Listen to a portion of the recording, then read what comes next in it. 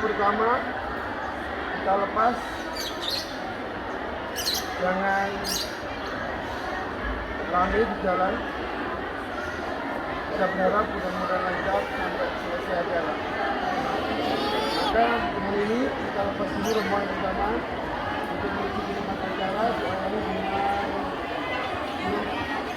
US. Kita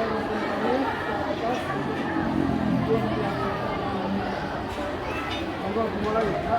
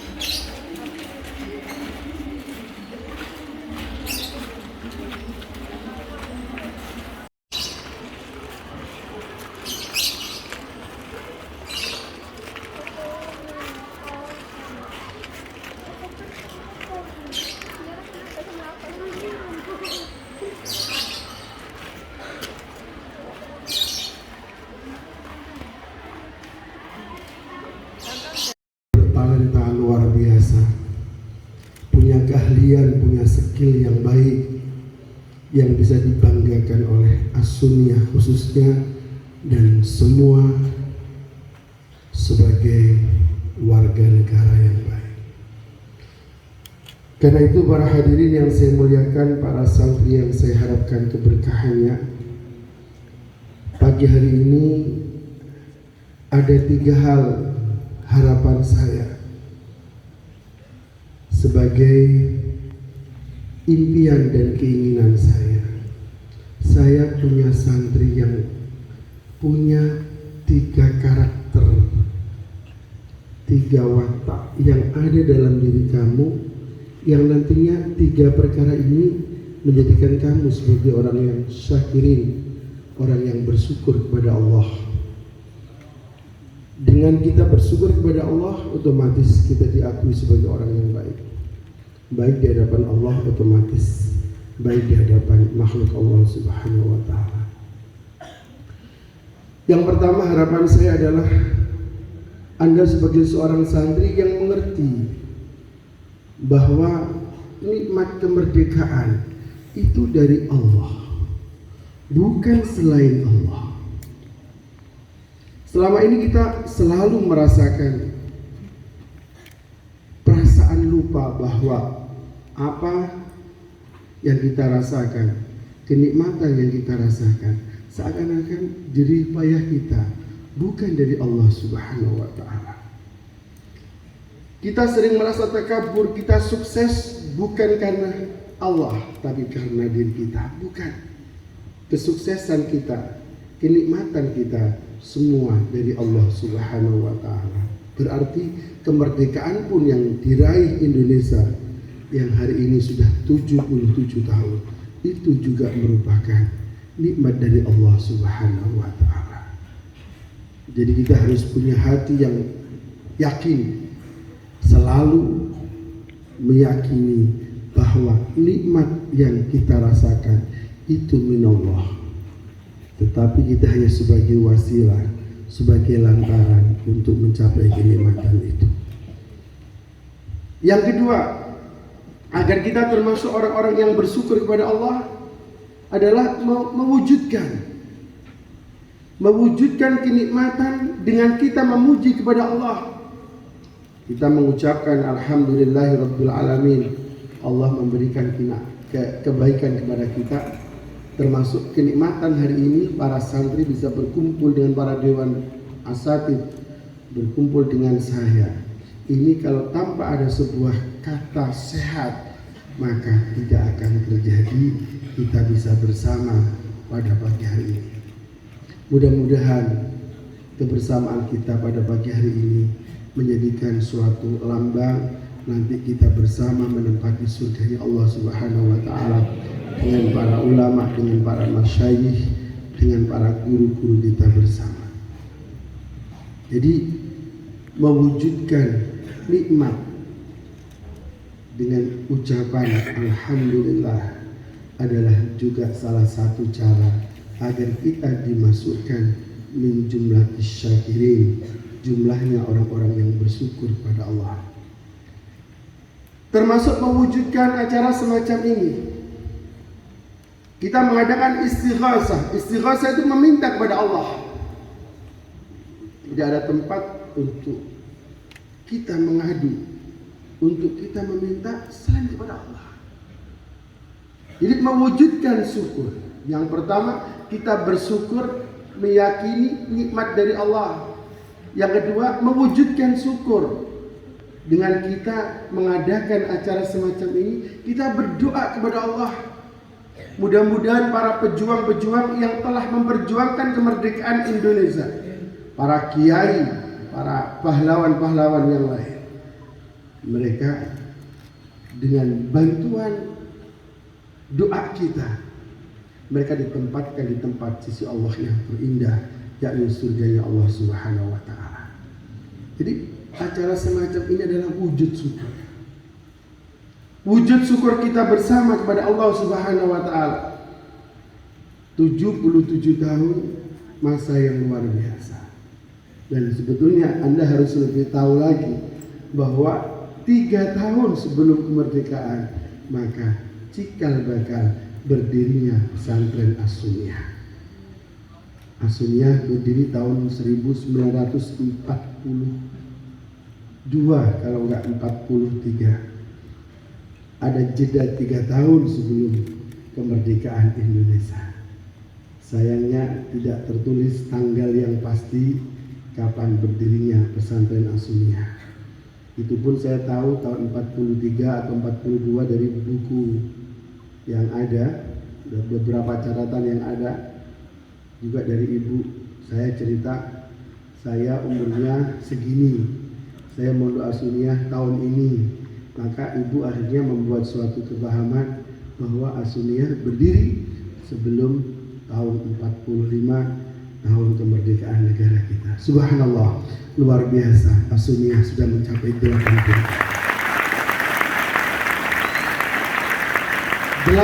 tahun bukan masa yang sebentar, masa yang luar biasa lama. Kalau 80 tahun santrinya hanya tangi mangan turu gawe opo? Kalau semacam itu banyak santri yang semacam itu. Tetapi saya punya santri yang berkarakter, punya khas sendiri. Makanya As-Sunniyah itu oleh Allah khasnya ya memang lebih ke nampak Jawanya. Memang Bahya Johari itu juga orangnya tidak terlalu seperti, kalau saya gambarkan, bagaimanapun Mbah Johari juga salah satu pejuang yang ikut memerdekakan Indonesia. Pondok As-Sunniyah pun juga pernah dibakar oleh Belanda, karena Mbah Johari juga termasuk salah satu pejuang yang ikut andil memerdekakan Indonesia. Bahya Johari sangat sederhana. Yang saya ingat, kalau beliau pagi hari, beliau selalu menyapa penduduk kampung.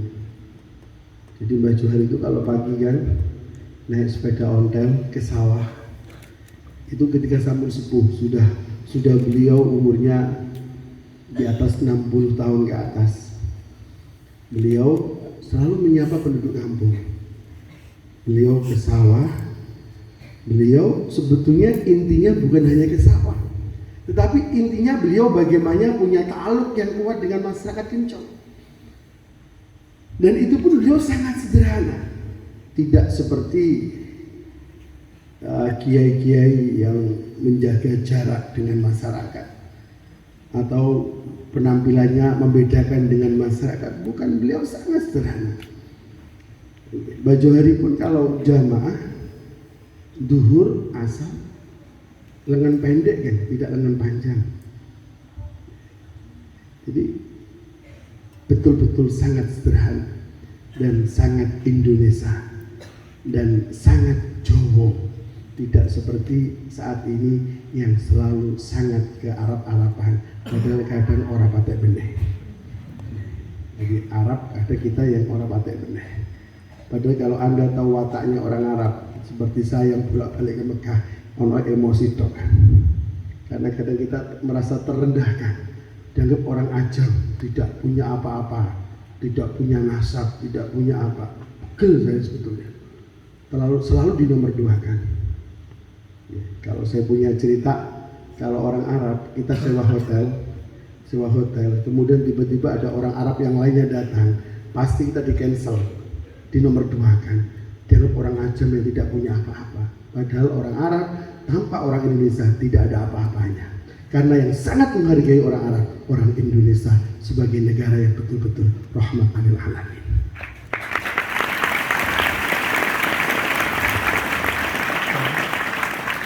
Yang ketiga, para santri rahimakumullah. Tadi saya menyampaikan kita bersyukur pada hari ini. Kita berharap menjadi orang yang syakirin. Yang pertama, kita meyakini nikmat dari Allah. Yang kedua, mewujudkan syukur kita. Yang ketiga, termasuk gambaran mewujudkan syukur kita adalah kita kembali kepada sebuah ayat, innal insana lafi khusrin illal ladzina amanu wa amilus sholihat. Sesungguhnya manusia dalam kerugian kecuali orang-orang yang beramal soleh. Dan orang-orang yang beramal soleh adalah orang-orang yang punya ilmu. Kenapa? Karena dibundawakan fitnatun azimatun fid dunya, ketika ada alimun mutahaddiq, jahilun mutanasih. Termasuk fitnah yang luar biasa ketika ada orang yang ngerti agama tetapi tidak mengamalkan agamanya, tidak mengamalkan ilmunya. Yang paling berbahaya lagi ketika ada orang jahil tapi beribadah tanpa disertai dengan ilmu. Maka kalau saya katakan alladzina amanu adalah orang-orang yang mereka berilmu sekaligus mengamalkan ilmunya. Dan itu hanya ada di as-sunnah, insya Allah. Tempat orang-orang yang berilmu dan nanti mengamalkan ilmunya sesuai dengan yang dipaham dan pastinya sesuai dengan apa yang diajarkan Nabi Muhammad Sallallahu Alaihi Wasallam. Kalau sudah bahas ilmu itu tidak hanya ilmu sampean belajar nahwu, belajar sholat, tetapi semua tentang kehidupan adalah ilmu. Santri sukses bukan hanya punya kealiman, tapi santri sukses ketika punya juga yang namanya nanti ketika rumah tangga punya keluarga yang sakinah mawaddah warahmah. Saya nggak mau punya santri sukses ngalim, ngeledek, mulai ditinggal kabur kalau lucu nih. Kenapa ditinggal oleh istrinya? Patengan ngaji, bolak-balik ngaji, orang gelem mergawe. Saya berharap Anda ini seorang santri yang sukses ilmunya, juga sukses ekonominya, juga sukses rumah tangganya. Makanya kalau saya punya gambaran di luar kata syukur, tetapi sebuah kata ilmu. Orang rumah tangga ada ilmunya, orang di pesantren ngaji ada ilmunya, semuanya butuh ilmu. Ada seorang anak bertanya kepada orang tuanya. Anaknya tanya ke bapaknya, "Bapak, bagaimana karakter seorang ibu yang baik?"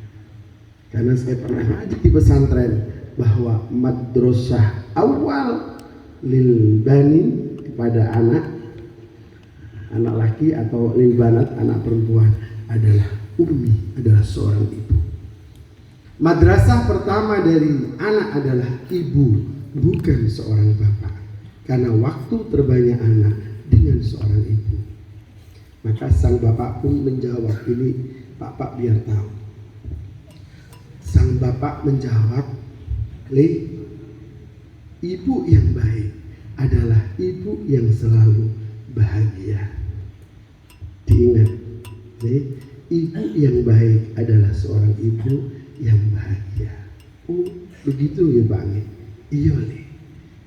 Nah kemudian kalau saya lanjut bertanya, bagaimana kriteria bapak yang baik?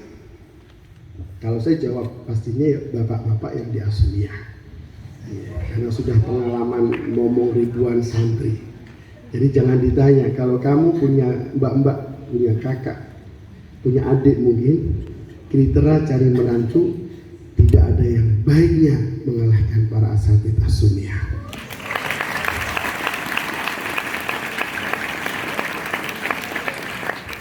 Sang bapak pun menjawab, seorang bapak yang baik adalah seorang bapak yang bisa selalu menjadikan ibumu merasa bahagia dan merasa bersyukur bahwa aku bapak yang terbaik untuk ibumu. Oh, ngoten nggih Pak. Dadi pahaman kula ngeten nggih Pak. Dadi ibu sing apik, ibu sing bahagia. Dadi bapak sing apik, bapak sing bahagia no ibu. Dan saya yakin kalau bapak-bapak di Asumia adalah calon bapak-bapak yang nantinya bisa membahagiakan calon ibu-ibu di Asumia Putri.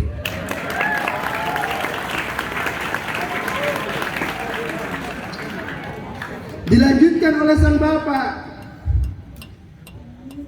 menjelaskan kepada anak-anaknya, sebab begini, sebab anak yang baik, ingat, anak yang baik itu tercetak dari sebuah keluarga yang baik.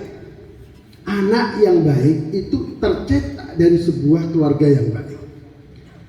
Maka ketika seorang bapak bisa membahagiakan seorang ibu, maka ibu pun membimbing anaknya dengan kebahagiaan, sehingga nanti tercetak sebuah anak-anak yang anak itu selalu berbahagia karena dididik oleh seorang ibu yang punya akhlakul karimah. Ini yang sulit sekarang kan. Lah bapak-bapak yang megelo, akhirnya ibu cerewet. Dan rata-rata anak sing nakal teng pondok tercetak dari emak sing cerewet. Jadi semua ada hubungannya. Saya sering ditanya sama orang, Gus, ke saya, kulo delok anak-anak yang jenengan, kok kalau sing nakal teng pondok nih? Selalu itu ditanyakan. Saya alhamdulillah gak punya anak nakal di pondok. Anak saya itu alhamdulillah, saya bukan sombong tapi tahadus bin nikmah, menceritakan kenikmatan. Jauh kalau dengan saya, jauh dengan saya di pondok. Bagus anak-anak saya sebetulnya, mereka sangat disiplin dan sangat tahu aturan di sebuah pesantren. Saya jawab, enteng sekali. Kenapa mereka di pondok tidak banyak melanggar? Karena satu, orang tuanya tahu aturan pondok. Karena orang tuanya tahu aturan pondok dan di Asumia yang benar. Kenapa anak-anaknya bulet? Kadang orang tuanya ikut membantu buletnya sang anak. Oke, boten Pak. Kadang anaknya nakal dilindungi. Yang lebih parah lagi, kadang ngirim diam-diam anaknya dikasih HP. Padahal kadang-kadang anak itu yang dirindukan bukan orang tuanya, tapi HP-nya. Sehingga walaupun ada aturan waktu pengiriman dilarang bawa pinjam HP-nya orang tua, kadang orang tuanya tidak mau mengerti. Yang kedua, kadang orang tuanya juga bolak-balik ngizin. Ono mbake meteng diizin. Ono mbake bayi diizin. Kapan-kapan ono mbake gawe anak diceluk adik. Jadi hal-hal semacam ini menunjukkan bahwa orang tua kurang mendukung bagaimana anaknya di pesantren. Saya punya cerita yang sangat ngenes kan. Saya punya anak mondok di Bangil. Saya itu datang ke anak saya, kata pengurusnya, kata keamanannya, bilang nanti ya Pak jam 1 baru bisa ditemui. saya datang jam 11 karena biasanya jam 11 saya bisa menemui. Oke, saya tunggu jam 1. Jam